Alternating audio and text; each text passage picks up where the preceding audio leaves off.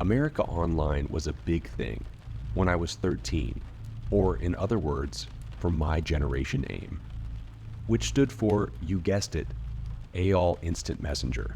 It was around 2002, and I would have been a fresh 13 and in 8th grade. I have many times gone into chat rooms by myself or with friends to goof around. Unfortunately, unsolicited photos were a thing then too, but usually you could stay clear of them in the chat room you entered. I didn't have any photos of myself, and back when you had to take a digital photo and upload it from your camera. Plus, I was 13 and self-conscious, which I'm sure anyone can relate to. But one day, a guy popped up on my screen, wanting to chat. It went fine at first. I was very naive back then, and we quickly fell into a pattern of talking. His name was Dave, and he lived in California. Eventually, he told me he loved me, etc. But the problem was he was 19. Now, I wasn't proud of this, but at first, being 13 years old, I just sent pictures of some random girl and said it was me. He instantly fell for me, telling me age is just a number and how mature I was. At this point, he did not live in state, so there was never any chance of us meeting. Eventually, he told me he and his mom were moving to a city that was about an hour and a half away from me. He started begging me to see him and go to a movie. Anything. I had to break the catfishing truth and say those were not pictures of me, but of someone else. He was furious. He had been looking forward to a different type of child this whole time. Dave forgave me a few days later, saying I still want to meet you because I love you. All the things you say to a young girl to get her to swoon. I think back, and I'm like, wow, I was 13. So I told my best friend everything I just explained above, and that I wanted her to go with me to meet him. There was a whole plan about him driving to see me and going to the movies to finally meet what I thought was the love of my life. I had been brainwashed in believing this was normal. I didn't tell my mom, of course. And honestly, she didn't notice any of it was going on to begin with. So the day my friend and I were going to meet up with Dave, her mom came and picked us up from school. She said something that made my stomach drop into nothingness. She said, "Chrissy, you are not going to the movies. You are not going to meet that man. You are going to get seriously hurt or kidnapped, and I can't allow you guys to go." I cried and cried because I honestly thought I could handle everything and be fine. She told me she wasn't going to tell my mom. I had to promise to never speak to him again and never plan to meet a stranger online. He ended up showing up and was upset that I wasn't there. He went on AIM, flying off the handle like I hadn't seen at that age. It scared me. It scared me. It scared me how close I was to this man being near me. I never talked to Dave again, but I easily believe I would have been kidnapped or worse that day if my best friend's mom hadn't stepped in. My mom would have been none the wiser. I was none the wiser. But I am here today and have learned a dire lesson. Hardly anyone knows it, but Windfall, Indiana, exists. It exists in such a way that when you're there, you feel like you're in a completely separate world. No shops, no restaurants, no anything. Just a gas station, a bar, a post office, and some dirt roads.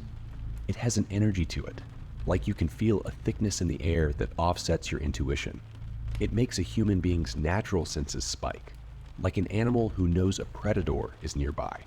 At least, that's how I personally feel about it. The entire place is off-putting.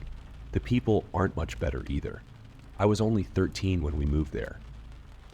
My older sister was 16 and my younger one was 12. Both of them did considerably better than I did, socially, at school, and I was often left by myself at our new home. Mom was working quite a bit and often stayed after hours. She said it was because we needed the money, and I'm positive we did, but I think it was more so to keep her mind off divorce. The new house was small, a 3-bedroom, 1-bath home with a dining room and a living room. We had a fenced-in backyard and a muddy lawn with an old tree sagging over it. It was the dead of winter, and as a 13-year-old girl going through her first of many depressive episodes to come, I submerged myself in the internet. I came home every day to an empty house, made myself a snack, and planted myself on the couch to get lost in a YouTube rabbit hole until my eyes hurt. We'd only lived in the house for a couple weeks, but I was beginning to adjust to a new life.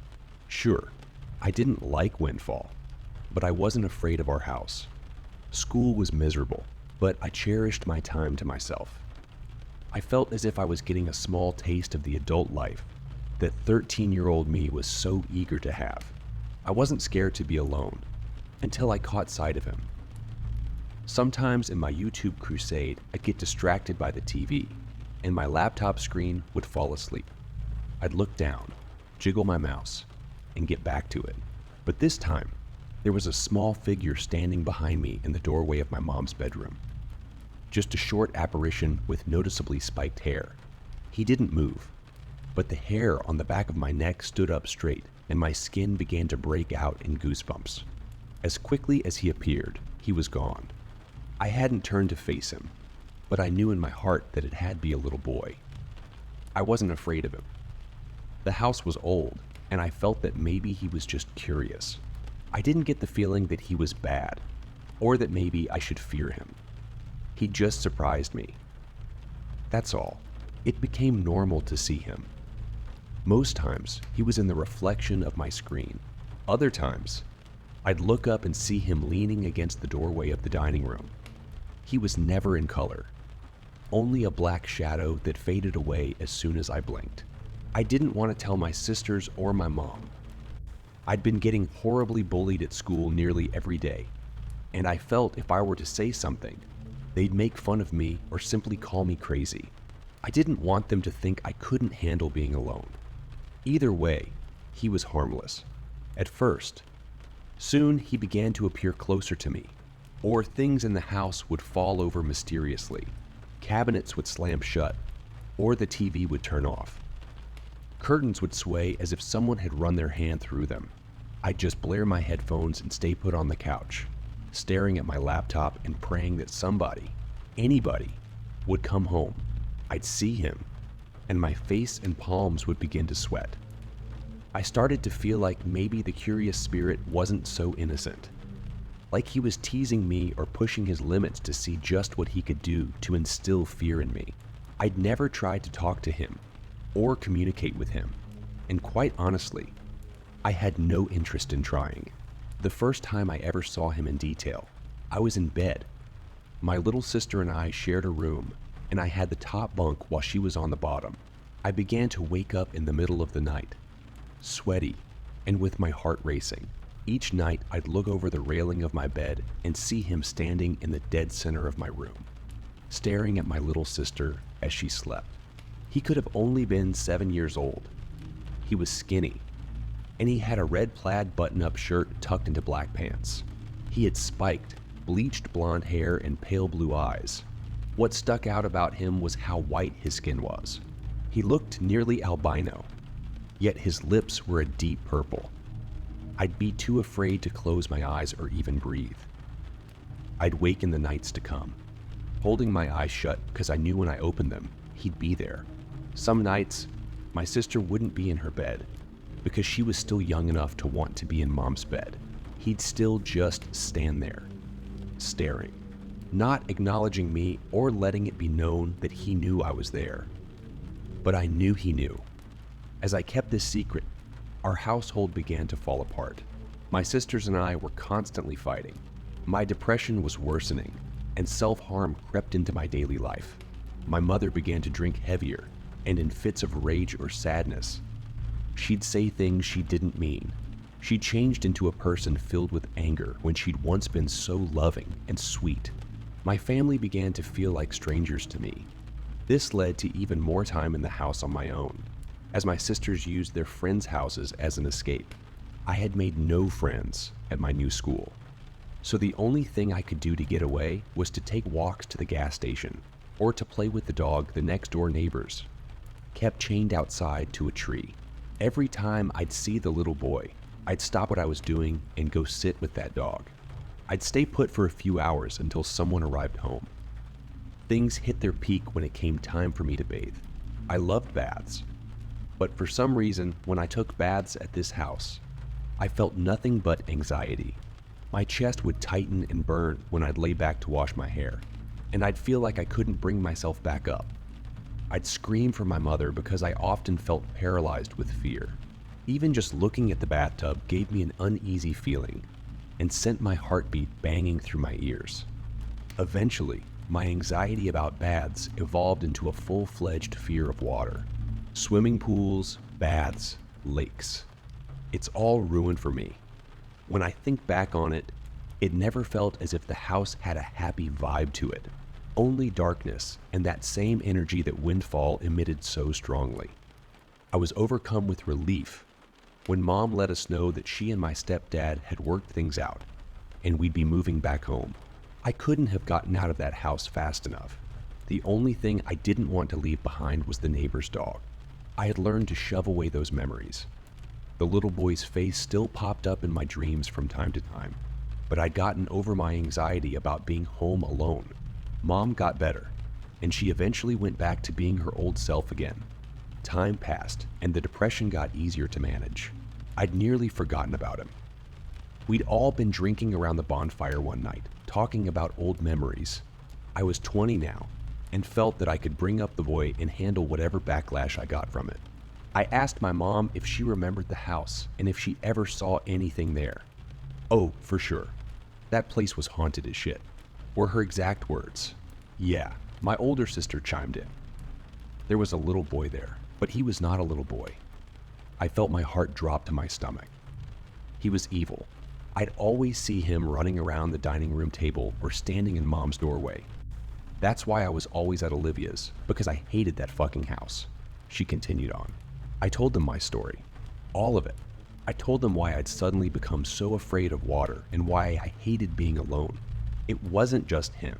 There was an old woman there too, my mom said. She'd stand in the dining room and tell me to get out of her house. I'd wake up in the middle of the night and she'd be standing at the end of my bed, staring at me, pissed as hell. That's why I'd get up in the middle of the night and grab your sister out of bed so she could sleep next to me because I was so scared. The worst time it happened, I woke up and saw that boy sitting on my dresser, swinging his legs. He hopped off the dresser, walked to the side of my bed, and jumped at me. He jumped straight at me and then disappeared. Mom continued on.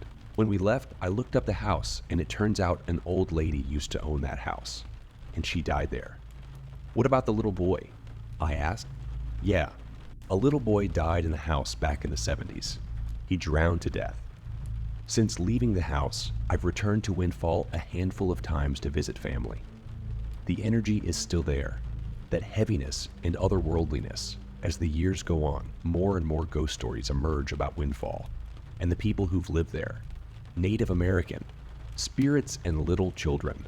There's something about that place that falls just perfectly on the wave of paranormal possibility. It radiates with things I don't know if we as a species will ever be able to wrap our heads around. Windfall, Indiana exists, as does everything else in it. This is a 100 real-life story that happened to me. In 2003, I met a guy who said he would take me on adventures and make my life exciting. Little did I know that the safe world I had grown up in was about to be shattered. I lived in a small town and had never really traveled outside of my state. Never experienced life in a way that others would. We were kind of sheltered from the big crime and other things that have been happening in the countryside. So my now ex decided to take me on a journey as an over-the-road truck driver. In a lot of cases, this was a great experience. There were a lot of fun times, and I got to see most of the US. But trucking life is hard, and being on the road 24/7 isn't easy. Being cooped up in a small truck with someone for that long will cause anyone to become mad. Life on the road is much different now than it was when I was trucking. People now have advancements in technology and the ability to binge watch their favorite YouTube channel, surf the web, or play games on their phones to keep themselves occupied. The only forms of entertainment we had were either watching one of the dozen or so DVDs, reading yet another book, or talking on the radio. We often opted for talking on the radio, We often opted for talking on the radio, and this became our version of social media long before Facebook, Instagram, or Twitter were even a thought. Just like we do now, we create a different identity or persona to hide behind while interacting with people who are basically strangers. And trust me, truckers can be creepy, and keeping a bit of anonymity is the only way to stay safe on the road. When you're a trucker, you acquire a handle. My ex's was Ninja Dwarf, and since I was a baby, barely 20 years old, and I'm from Alaska, mine ended up being Northern Exposure, again changed for safety reasons. During your time on the road, you meet a lot of crazy people and see a ton of crazy stuff. And I do mean a ton of crazy stuff. People often hear about stories of things that happen on the road. Most of them are more gross than scary. Yeah, No likes drivers getting a little too friendly with their cabin buddy, whether it be a dog, cat, or even goat. But this time was one of the most terrifying experiences I have had in my life. And when it comes to strange and unusual events, my life is full of them. Have you ever gotten the heebie-jeebies from someone's voice? Like flat out scared to talk to someone? A voice that makes you think that the person on the other line is not all there? That was this guy. Something about him just made my skin crawl, and I had only ever heard his voice through the crackle of the CB radio. The CB started to crackle, and we heard the distant call. You could barely hear a voice through the static, but eventually he got close enough that we could hear him clearly. He must have been 50 miles or so behind us, because it was still faint, but our CB radio was peaked and tweaked and could really reach out and touch someone. So we could just hear him through the chatter of the CB. And then I heard it. That voice. It's hard to explain, but the best way I could describe it now would be like how Heath Ledger talks as the Joker in the Batman movie. There was something just off about it, and it gave me chills. He simply said, "Hey there, Purple Pete, the color of our truck. Where are you headed?" My ex hollered back that we were heading to Arkansas. The driver said he was going the same way, asked if he could tag along with us, and introduced himself as Maniac. We would run from one coast to the other and back again. The guy always seemed to be running the same route as us, but we had never physically seen his truck.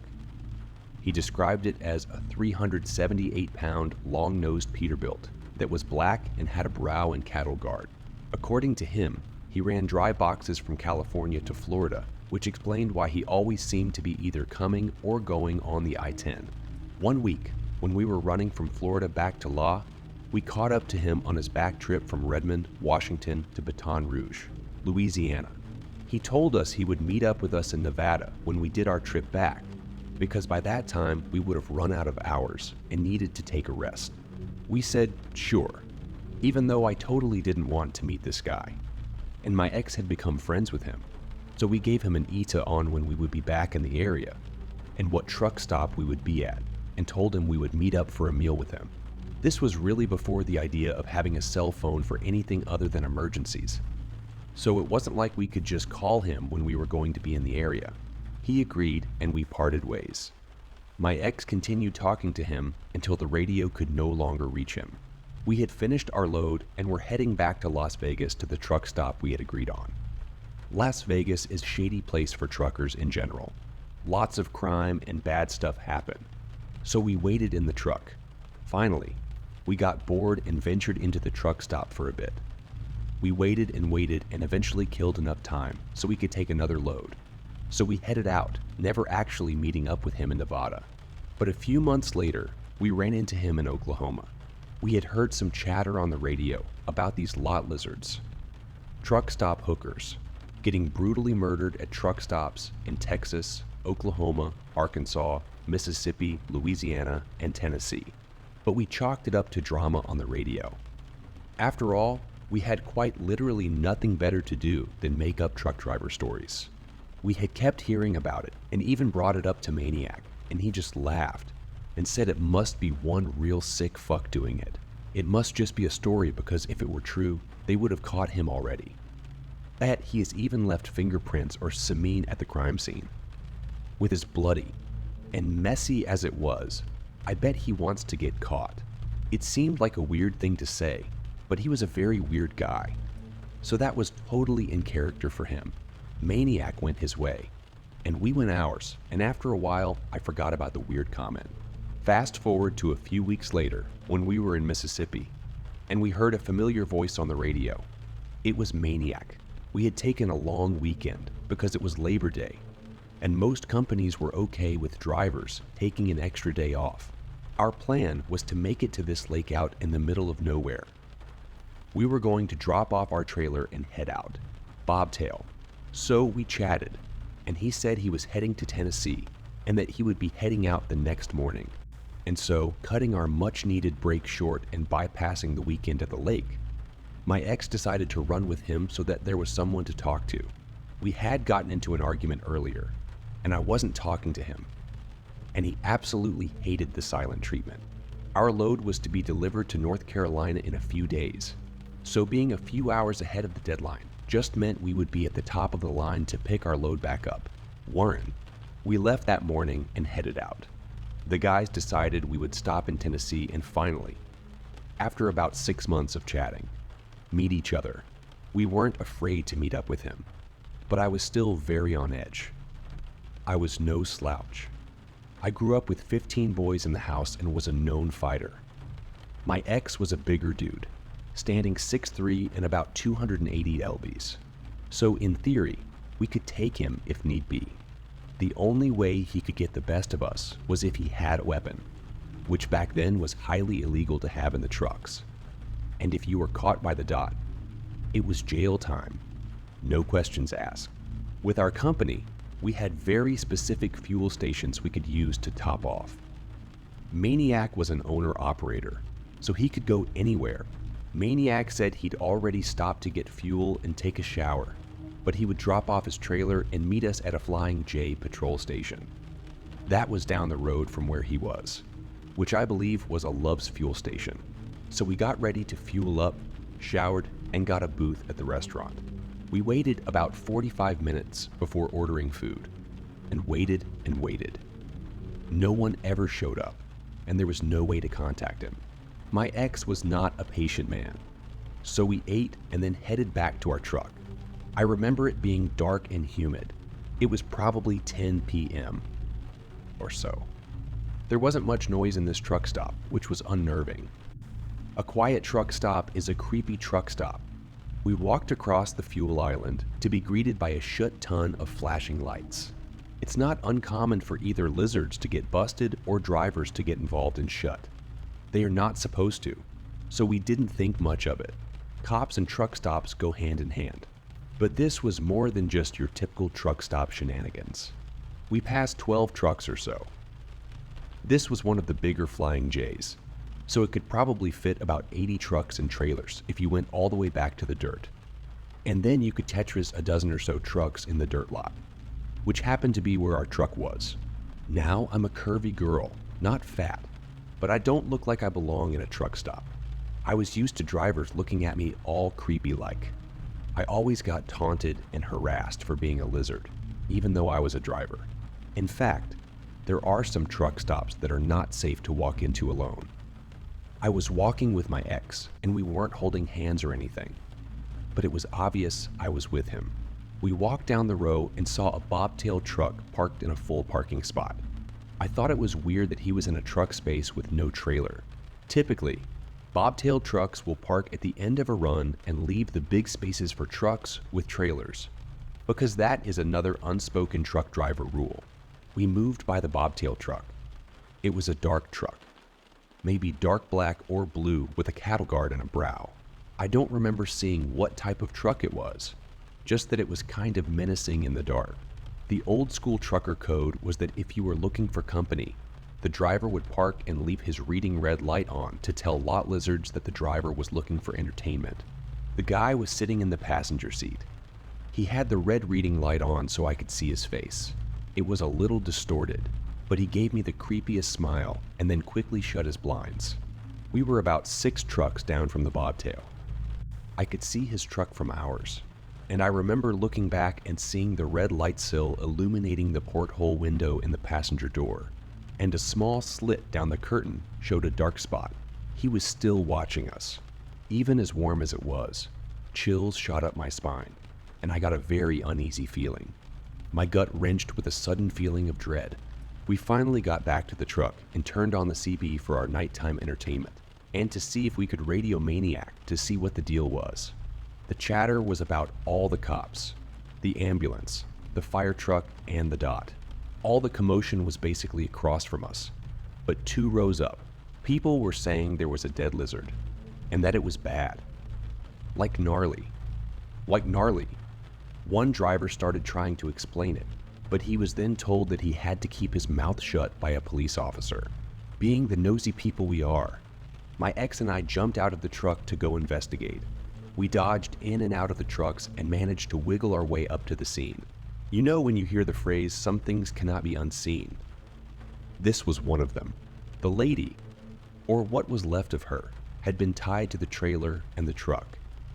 Then someone pulled the kingpin, that piece that locks the two together, and let down the landing gear. The driver, who was now sitting in the back of a police car, was cuffed. His head hung limp with his forehead on the back of the seat. He was crying big, heavy sobs, and there was vomit on his shirt. We could hear them through the closed door, wailing that he had nothing to do with it, and praying to God to be forgiven for what he had done. That poor driver had obviously not done his safety check before he left, and just decided to pull out of his space. While she was freaking tatched, she got ripped apart, right in half. Without getting too graphic, I can tell you that a normal human body should never look like that, and it was like something you would probably see in the Saw movies. I remember stumbling back and bumping into another driver. He just looked at me, pale, and looking as if he was going to get sick. I don't do well with that body function, so I moved quickly away from him and started making my way back to the truck. I was almost running back. Zero fucks, given that I should have waited for my ex, because he had the keys. I made it to the truck and tugged on the door, but it wouldn't open, so I ran to the truck stop at full speed. I was going to get sick, and I would rather not have people see me. I passed the spot where the bobtail truck was parked, and it was gone. My ex made it into the truck stop, looking for me, and he said he would walk me back to the truck so I could get some sleep. Yeah, right. Like I could sleep after seeing that. He turned on the radio and began to talk to the other drivers. No one had seen anything. There hadn't even been much lizard traffic. The police had been working overtime cleaning up the truck stops after they caught wind of the first few murders. I sat in the bunk and just kind of stared out of the windshield at the flashing lights. There was a tap on the door. A police officer said he was getting statements from everyone at the truck stop, giving us the rundown about safety in numbers and not going anywhere alone. I wasn't planning on leaving the truck. I told him about the creepy guy that smiled at me in the bobtail truck and the description of the truck. The officer didn't see the point of me telling him about a creepy guy, but he took down the information anyway. I don't think I slept for days after that. I just kept seeing that image. Flashes kept going through my head. The vivid image of her face was that she had a red rag in her mouth and 100 imp tape around her wrists, tying her to the headache rack. She had obviously struggled because bruises had formed on her stomach and her face, and mascara was running down her cheeks. And the smell, like rotting meat and blood. It makes my stomach queasy just thinking about it. It didn't seem to faze my ex. He went on like it wasn't anything big or special. After a few weeks, I finally managed to get the image out of my head, or I finally convinced myself that it wasn't real and that it was just a scene from a horror movie. Either way, I was glad to have it out of my head for the time being. Fast forward, and it was February, about 3 months after that incident, and we were heading to New Orleans. I was super excited to see the area and hopefully get in to see the Mardi Gras. I wanted to visit the cemeteries to see the mausoleums and go into the voodoo shops and such. We had a few extra hours to spend there, so I was happy when my ex said we could go wandering around. We parked at this little truck stop. It wasn't one that showed up on the big Rand McNally maps, and we were told about it by another driver. It really wasn't more than a hole in the wall mom and pop shop with a small dirt lot and a flickering light pole on one end. But it was within walking distance of the French Quarter, which was where I wanted to go. Hey there, Purple Pete. What brings you out this way? The voice on the CB was loud, so he was really, really close. There were only 2 other trucks in the lot. An old Freightliner hauling a Swift trailer and a dark green Kenworth that had a cattle car on the back hauling cows. My ex was still a bit miffed about being stood up months ago. He could really hold a grudge when he wanted. Maniac, hey man, where the hell have you been? Why did you stand us up there, good buddy? My ex radioed back. Oh man, you know how it is. Cops make me a bit uneasy, and I'd rather not get fucking caught. He said it with a chuckle. Caught? What do you mean caught? My ex questioned. Don't worry about it. You just keep an eye on your girl. I'd really hate for something bad to happen to her, like all of those other girls. He trailed off. We watched the CB key up again, burying the needle on the radio. The signal was so high that it had to be at the same fucking truck stop to ping so high. Silence. He was keyed up, but just kind of breathing into the mic. You know, with all the bad things I have been doing in the truck stops, I like to play with the lizards before I torture them and destroy them. Hey, those nasty sluts. They shouldn't be defiling themselves with drugs and sex like they do. It sounded like he was talking through gritted teeth. Silence. His voice was even louder this time. We could hear the rumble of a truck heading down the one-way street that ended at the truck stop. Only God and the devil himself have the power to judge my sins. I will continue to rid this world of the diseased ones that plague humanity. We looked at each other. This was the only time I had ever seen anything like fear in my ex's eyes. Tears began to well up, and for the first time, I was scared, like truly scared. A dust cloud came rolling up into the truck stop, and this dark black, menacing Peterbilt with a cattle guard and brow came rolling by slowly. The driver keyed up just as he went past the nose of our truck. It was that same creepy guy from the truck stop months ago. He smiled that fucking disgusting smile at us as he put the mic to his lips. Be safe out there, Ninja Dwarf and Northern Exposure. His keyby handle was pinstriped on his driver's door. It said Maniac in bright red letters. In April of 2004, we headed back to Alaska because my ex's father had a massive heart attack. We stayed there for a while before heading back on the road. As far as I know, there were 7 total murders. There could have been more. Who knows how long he had actually been ridding the world of its sins. I don't know if the guy was ever caught. I can tell you one thing though. The second time around, I wasn't making friends with anyone on the road, and I always kept a 6-inch blade on me at all times, just in case I ever ran into Maniac.